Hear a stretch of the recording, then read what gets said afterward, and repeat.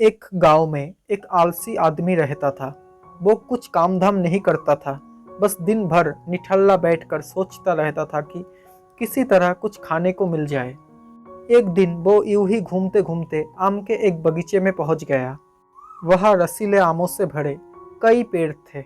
रसीले आमों को देखकर उसके मुंह में पानी आ गया और आम तोड़ने के लिए वो एक पेड़ पर चढ़ गया। लेकिन जैसे ही वो पेड़ पर चढ़ा, बागीचे का मालिक वहां पहुंच गया। बागीचे के मालिक को देखकर आलसी आदमी डर गया और जैसे तैसे पेड़ से उतरकर वहां से भाग गया। भागते भागते वो गांव के बाहर स्थित एक जंगल में पहुंच गया। वो बुरी तरह से थक गया था, इसलिए एक पेड़ के नीचे बैठकर विश्राम लेने लगा। तभी उसकी नजर एक लोमड़ी पर पड़ी। उस लोमड़ी की एक टांग टूटी हुई थी और वो लंगड़ा कर चल रही थी।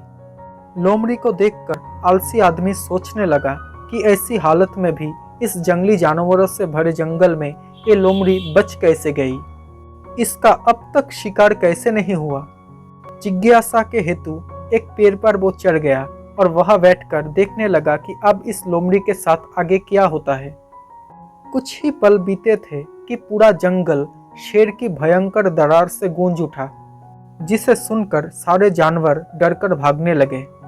लेकिन लोमड़ी अपनी टूटी टांग के साथ भाग नहीं सकती थी, वो वही खड़ी रही।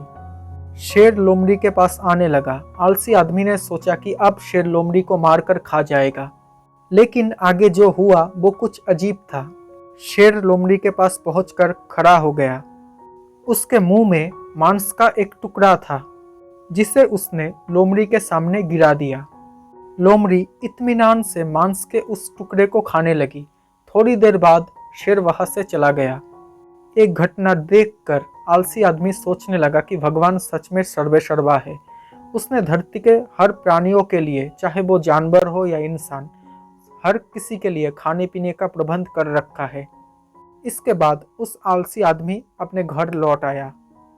घर आकर वो 2-3 दिन तक बिस्तर पर लेटकर प्रतीक्षा करने लगा कि जैसे भगवान ने शेर के द्वारा लोमड़ी के लिए भोजन भिजवाया था, वैसे ही उसके लिए भी कोई ना कोई खाने पीने का सामान ले आएगा।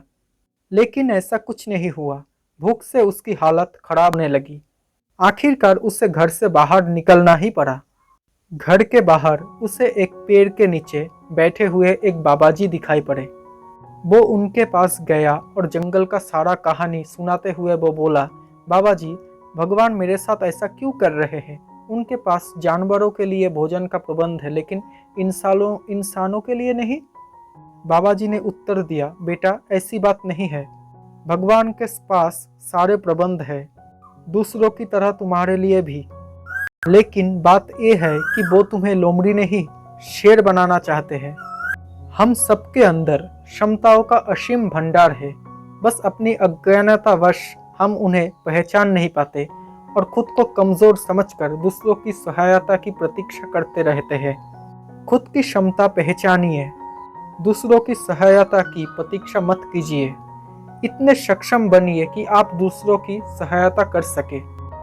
दोस्तों, अगर आपको ये कहानी पसंद आई हो तो प्लीज़ मेरे इस चैनल को सब्सक्राइब कर लेना और नोटिफिकेशन बेल आइकन को ऑन कर लेना, ताकि जब भी मैं ऐसी कोई वीडियो बनाऊं तो सबसे पहले आप तक नोटिफिकेशन पहुंच जाए।